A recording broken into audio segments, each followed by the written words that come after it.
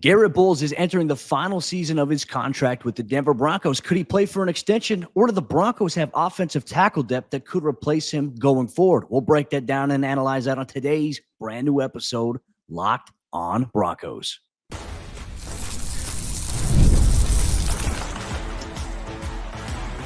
You are Locked on Broncos, your daily Denver Broncos podcast. Part of the Locked on Podcast Network, your team every day. Broncos Country, what's up? Welcome into another episode of Locked on Broncos, your daily Denver Broncos podcast, part of the Locked on Podcast Network, your team every day. Thank you so much to all the everydayers out there in Broncos Country for tuning in, making us your first listen of the day every single day. We appreciate you so much, Broncos Country. Just a reminder, you can subscribe or follow this podcast for free on YouTube or wherever you get your podcasts every single day, all year long. We have you covered with the best up-to-date, objective Broncos news, content coverage, analysis, and more. I'm Cody Roark, Broncos reporter from Mile High Sports, joined alongside, as always, by Sayre Bedinger, site expert over there at predominantlyorange.com. And look, our Broncos camp positional previews continue here on the Locked On Podcast Network as we go through today's episode and focus on offensive tackle.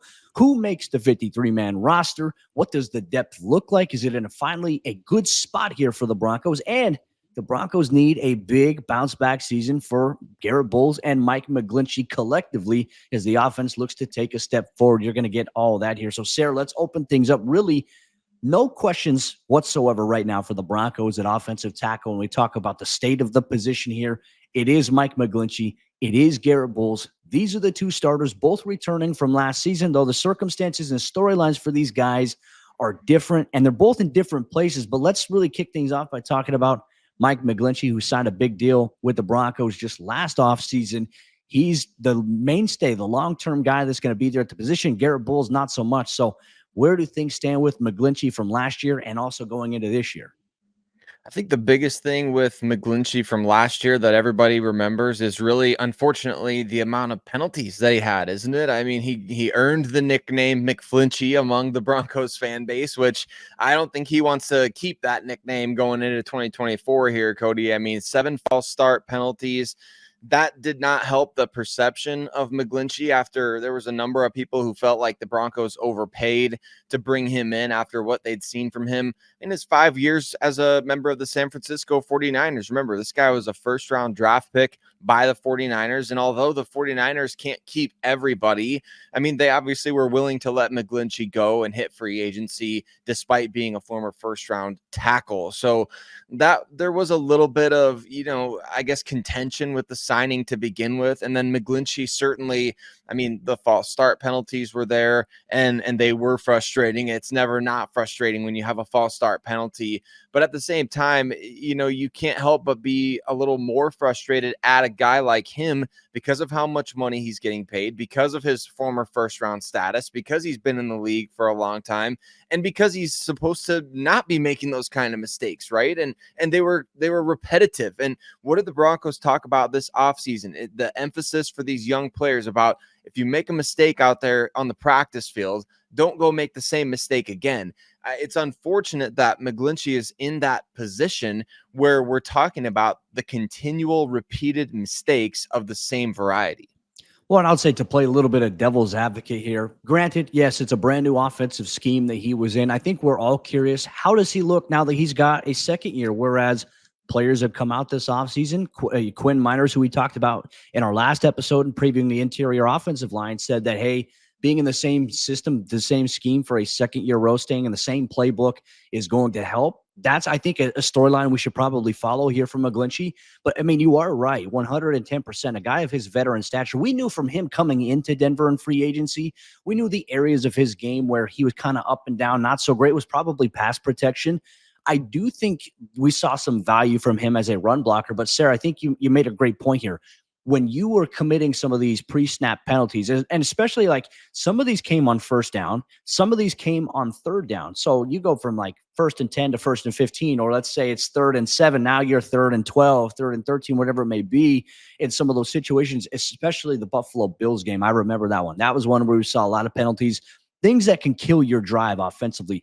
That is where McGlinchey has to be better. And I know that there's a lot of pressure on him, and I'm very curious to see, like, how does it change with a different quarterback, which is going to be the reality this upcoming season, whether that's Bo Nix, Jarrett Stidham, or Zach Wilson. There will be a new quarterback under center for Denver, or different play styles than maybe what he was accustomed to with Russell Wilson. Will that help his game? We hope so, obviously going into 2024. But then that brings us to the left side of the offensive line position, right? Garett Bolles. And Sayre, look, you and I think we're both in agreement. We said, hey, the Broncos need to find a way before free agency, anything ever began, before they even made the move of releasing Russell Wilson or even Justin Simmons. We said the Broncos need to find a way to address offensive tackle, like either going to extend Garett Bolles or he's going to probably be a cap casualty because of his hefty price tag. Well, neither of those things happened, which was a big surprise because I figured like when the Russell Wilson thing happened, the Justin Simmons thing, you and I were like, well, at any point now, the Garett Bolles thing must be happening here. Like the Broncos really embracing the rebuild. Garrett was the one guy they held on to and reaffirmed their commitment to. And he had, I think, a pretty good season last year, considering he came off a major injury the year before. That was a big question mark. I know there's some trade rumors surrounding him, but now it's truly at the point where, hey, this is it for Garett Bolles. It is 2024 where he is guaranteed to be able to be a Denver Bronco. He's playing for a contract extension. Now, in your opinion, if we can maybe flash ahead, do you see him reaching a contract extension with Denver this season, or do you see the Broncos maybe investing in the depth that we're going to talk about here in a little bit on the show? I'd almost be surprised if they didn't give him some sort of extension based on what you just said, right? I mean, we went into this offseason thinking he's either going to get cut as one of the biggest cap hits on the team, if not, I think now the biggest other than Russell Wilson's dead money. And also the fact that, he's getting up there in age. Remember the Broncos, when they drafted him, there was a little bit of uneasiness over his age. I believe he was 26 when drafted. So he's getting up there in age, but at the same time, you don't notice that on the field. And I think the fact that the Broncos didn't do anything with his contract, didn't do anything to draft any tackles or sign any, starters right away to replace Bolles, it really does indicate that they feel, I think, in my opinion, the perception that I'm getting, Cody, is that they believe he can be the guy for the foreseeable future, because they didn't take anybody to replace him next year or anything like that. There's nothing like that going on right now. So I just feel, especially because Bolles showed up, which we always, read some of the tea leaves, follow the breadcrumbs a little bit. I know Mike Kliss, our friend at 9 News, has written earlier this offseason about kind of the difference between Bolles showing up for offseason activities versus Courtland Sutton not, despite them being both in contract situations.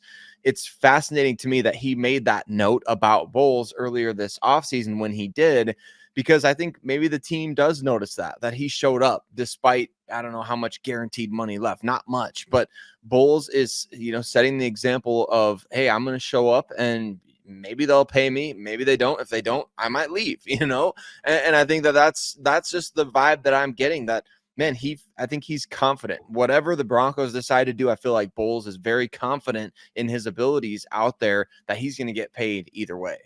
It is going to be an extension or bust season for Garett in 2024. But in the event he does not return to the Broncos after this season, is the depth that they have at offensive tackle maybe foreshadowing ahead to there could be an in-team replacement at left tackle? We'll break that down and much more here on today's brand new episode, Locked On Broncos. Broncos Country, today's episode of Locked On Broncos is brought to you by our friends over there at FanDuel Sportsbook. And look, FanDuel, they are America's #1 sportsbook, and I love sports. I love them so much that I never want them to stop. But as the playoffs have winded down, we get fewer games. And the sports, they're not sports in the way that you and I would like them to. But FanDuel lets me keep sports going whenever I want. And all I have to do is open up the app and dream up bets anytime that I'm in the mood. And right now is the perfect time to get in on Major League Baseball since it's ongoing right now. But I like doing NFL futures. I like to predict who's going to win every single division this upcoming season. I like to get my futures bets in on NFL MVPs, Rookie of the Year, Coach of the Year candidates. I like to get in that ahead of time to see how things are going to go out. FanDuel lets me get in on the action there. And this summer, FanDuel is hooking up all customers with a boost or a bonus daily. That's right. There's something for everyone, every day, all summer long. So head over to FanDuel.com and start making the most out of your summer. Once again, that's FanDuel.com. FanDuel is the official sports betting partner of Major League Baseball. Despite not drafting an offensive tackle since Garett Bolles in 2017, the Broncos might actually have something cooking there in the depth department at offensive tackle. Cody and I are going to break down the other guys, the non-starters at the tackle position on today's episode, Locked On Broncos and Broncos Country, as we continue to preview this roster ahead of training camp. Football season is getting closer and closer. Can almost smell it coming up. And you know what? You want to stay tuned in and locked in to Locked On Broncos every single day, wherever and however you listen to your podcast. And you know what? If you're not already, jump over to YouTube and hit subscribe over there, because you want to get us in your algorithm every single day for the latest and greatest Broncos news, content, and coverage. And stick around on YouTube for Locked On Sports Today. It's a free 24/7 sports streaming channel on YouTube or the free Amazon Fire TV channels app, where you're going to get the latest news, content, coverage, and can't miss analysis for your favorite teams from localized experts. Check that out on the Locked On Sports Network, your team every day. The Broncos' depth at the tackle position, Cody, has been non-existent, relatively speaking, in recent years, although I think that they've maybe turned a bit of a corner this offseason, which is both a testament to the scouting department as well as the coaching of offensive line coach Zach Strief, who was once a unheralded and I don't know, sleeper himself at the position. So he can relate to these back end of the roster guys. I think the Broncos struck gold hiring him as a position coach there. And certainly when it comes to the development of young players, this is a fascinating element to watch, because we hope to only get to see these guys in the preseason. But at the same time, what we see is going to shape our comfortability level for the Broncos, quite frankly, being one snap away from any of them playing. Yeah, 100%. I think the biggest key here, right, is who could step up and be a starter, or who do you think has developmental traits on this roster that are viewed as a potential future starter? I think the number one guy here, Sayre, really outside of Quinn Bailey, who we'll get to here in a minute, I think we have to take a look at Alex Palczewski, who was the undrafted rookie free agent from last season, was so impressive in training camp, was impressive during the preseason, made the 53-man roster, and then spent most of last year. It was really a redshirt year for him. He was on IR for a good portion of the season, even though he wasn't injured all year long. It was an initial injury that kept him on, and then I think it was the last game of the regular season, if I'm not mistaken. I think they activated him from that to the active roster, but I think he was an inactive from that point in terms of game day inactive. So we never got to see him step on the field. But I think the thing that stands out about Palczewski is that he's strong. I thought he's got the ability to anchor really well against, I think, a combination of finesse versus power rushers. And you want to maybe see that here. I think for us in the preseason, the biggest key characteristic I want to see is, how does he do against guys that are maybe faster than him? How does he do against guys that are bigger than him? I thought last year's sample size in the preseason, I came away impressed with Palczewski. So did the coaching staff. I mean, was it a consideration? Okay, hey, Denver's offensive tackle depth last year necessarily wasn't the greatest. I know they brought back veteran Cam Fleming at one point, but Palczewski was a guy that I looked at and I started to feel like, hey, this guy, honestly, even though he's an undrafted guy, his path here may look totally different. He could be, in my opinion, I'm pinpointing as the potential replacement for Garett Bolles. If the team decides to move on from Garett and not offer him an extension this upcoming offseason, if Garett Bolles is moving on, could the Broncos look to Palczewski? I think he's probably the prime candidate right now when we're talking about potential 1 to 2 year window here about a potential replacement. Your thoughts on Palczewski? And then we're going to get to our favorite guy, number 75, reporting is eligible. I like Palczewski a lot. I do. He was an All-American at Illinois, so it's important to kind of rev up the fire that was last year for this guy. As we were talking about him throughout training camp and the preseason, clearly felt like the team was giving him more opportunities. And so I think you've got to keep that fire going after sort of a redshirt year for the guy. And I do see what you're saying as well. He could start at left tackle if need be. I think that is the case. And he's only going to get better and stronger the longer he's in the NFL. So this training camp and preseason will be huge for him, proving that he can step into that role if need be. And what a fascinating development that would be if an undrafted player was able to step in as a fixture, as a starting left tackle for you. That would be a great storyline. And certainly another great storyline is the guy that you mentioned, Quinn Bailey. He's been with the Denver Broncos since 2019, and we joked about it a lot on this show. Number 75 reporting as eligible. He was always out there at some point or another each week for the Broncos, and kind of an interesting player in terms of, like, does anybody really know what he did unless you're really paying attention? I don't think a lot of Broncos fans are going to be like, Quinn Bailey, who's even that guy? He's been with the team for almost 5 years now, folks. So he's been there for a while, and he does contribute. But he's an interesting name, Cody, because he's that extra offensive lineman off the end of the line of scrimmage, and he reported eligible a number of times, and he was out there consistently. Do you think that role still exists for him in 2024?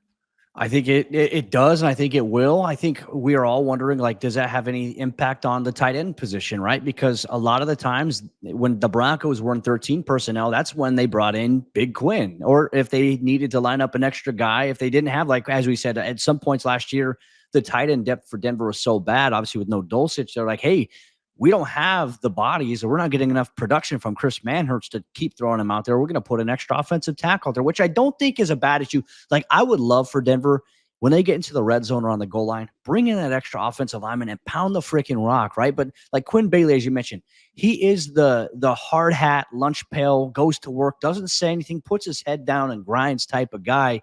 In terms of maybe a fixture, like, will he be a future starter? I don't know if that's going to be the case here in Denver. I think maybe for another NFL team.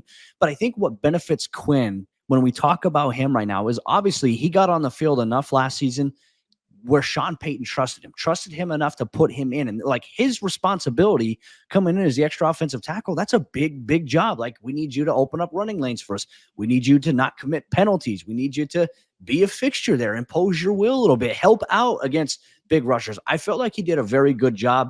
The reality is you're not going to see it pop up on a stat sheet anymore. So how do you quantify that value? Well, now you got to see him go out there and try to do it again this upcoming season. Right? I do think he has more competition here. And obviously, we talked about Palczewski being a guy.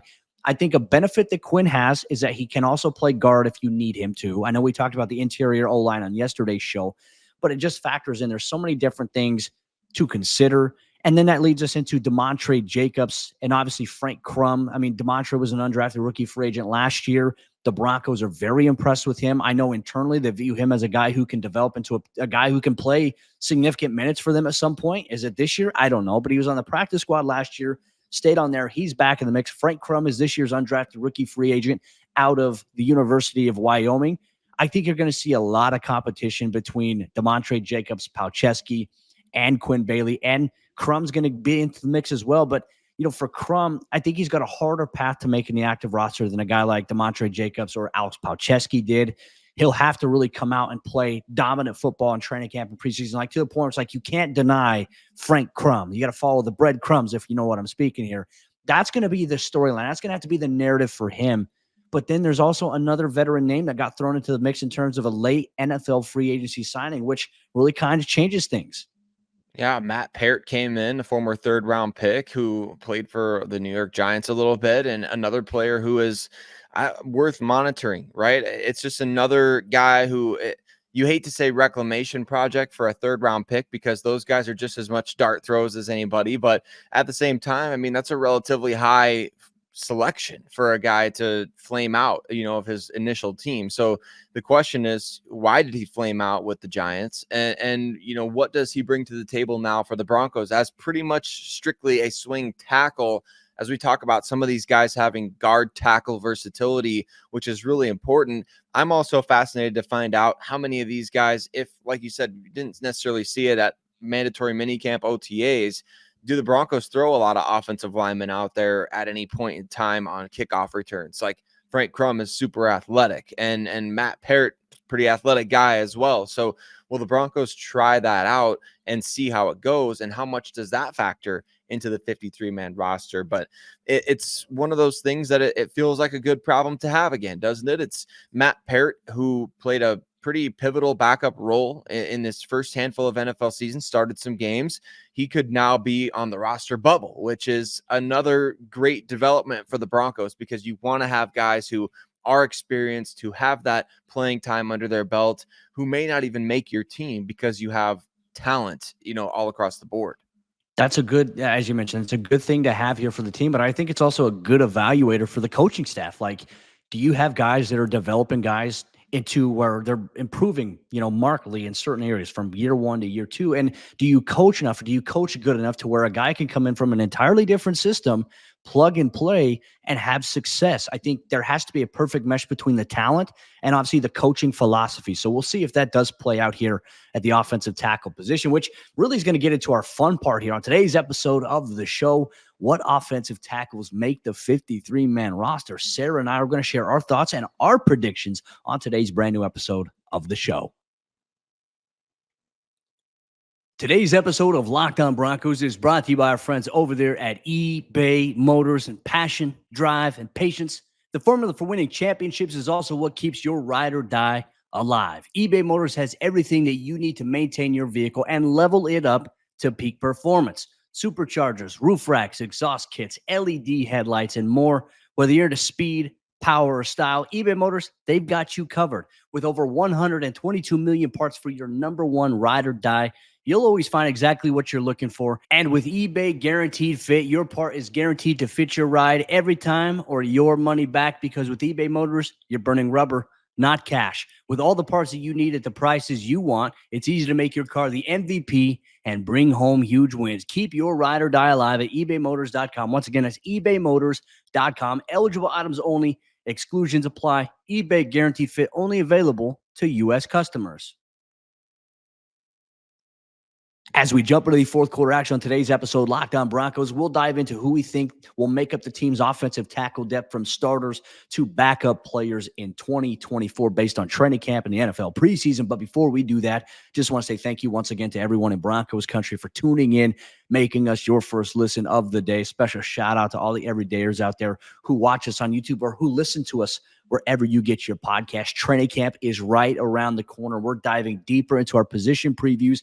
We've looked at the offense. We'll begin looking at the defense beginning on tomorrow's installment of the show. So make sure you follow along so you know what storylines to look at, what players to keep an eye on when you go to the 16 open practices at Broncos Park, powered by Common Spirit.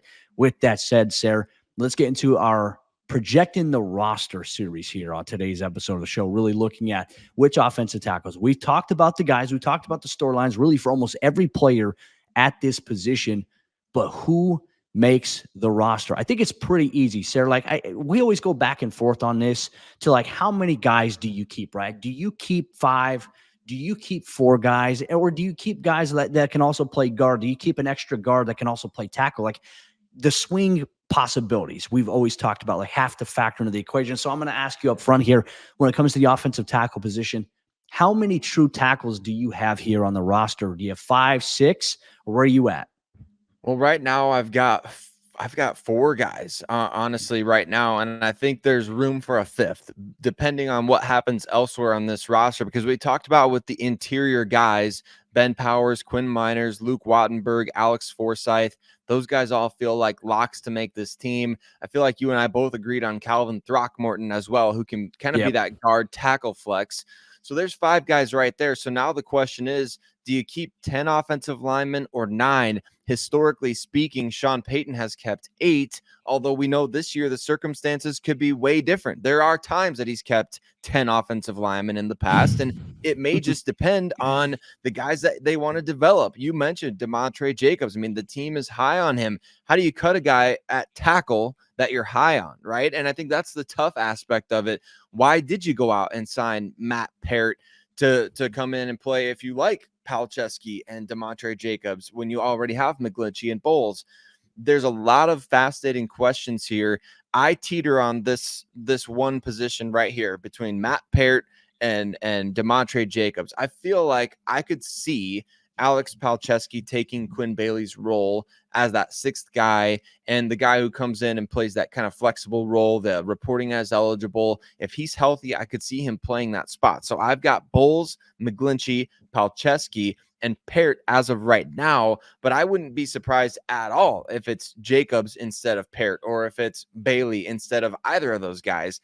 I've got 4 tackles right now. I think that could flex depending on who plays well in the preseason, though. And you might have to prioritize this position group over others on the roster. See, I didn't even think about that too regarding like Palczewski and Quinn Bailey. Like, yeah, Palczewski could just be the guy. Like, see, that's where I overthink things sometimes with the roster. So you got four. Actually, I put five, Sayre, and I think you make a great point that has me maybe reconsidering. I'm going to stick with my initial prediction just so I don't just join along here. But obviously, I've got Garett Bolles, Mike McGlinchey. I've got Palczewski making the roster once again. But where I went different from you is you had Parrott. I actually kept Quinn Bailey on the roster. And then I added DeMontre Jacobs for the reason that the team is high on him. But I think if a more realistic situation were to pop up like Throckmorton, who can play that guard tackle position if need be, you have Palczewski, who obviously could be viewed as a potential successor to Garett Bolles maybe after the season. Maybe you can get away with putting a guy like DeMontre Jacobs on the practice squad once again. But I mean, you know this as well as anybody, Sayre. When we talk about the depth of this position for Denver exclusively, you look at the need for tackles around the National Football League. All it takes is one of those teams, right? Whether it's Indy in that first preseason game or whether it's joint practices against the Green Bay Packers, who, look, they have their own questions. You know, they want to solidify their depth at the tackle position, maybe behind their starters. And then obviously the Arizona Cardinals, like you could see one of these teams that Denver's going to play in the preseason look to poach one of these guys. And I think something that probably doesn't get talked about enough, especially in the regular season, but you see it more so in the preseason too, is that scouts from opposing teams, let's say, okay, the Broncos, let's say their week 2 preseason game against the Packers, right? What you'll see is that not only will the Packers have somebody up there watching, but it's like they'll have a scout from the Arizona Cardinals because Denver will play that team the next week. They'll have a scout from the Cardinals there watching the Broncos game when they play the Packers there in Denver. They'll have them sitting up there in the press box. They'll have scouts from other teams that are maybe assigned rotations to look at specific positions because, as we know, the preseason is really where the scouts get really busy in terms of the buildup to the college football season. Like right now, it's all pro personnel. It's all pro scouting at this point. And that's where I think we're going to see a significant emphasis on there. If you really believe in DeMontre Jacobs, then you have to have confidence entirely. Like, hey, this is a guy we cannot afford to lose. We believe he's on the right path there, especially being in maybe one of those 1-2 deep spots. Maybe you could have 2 undrafted rookie free agents backing up a guy like Garett Bolles and a guy like Mike McGlinchey.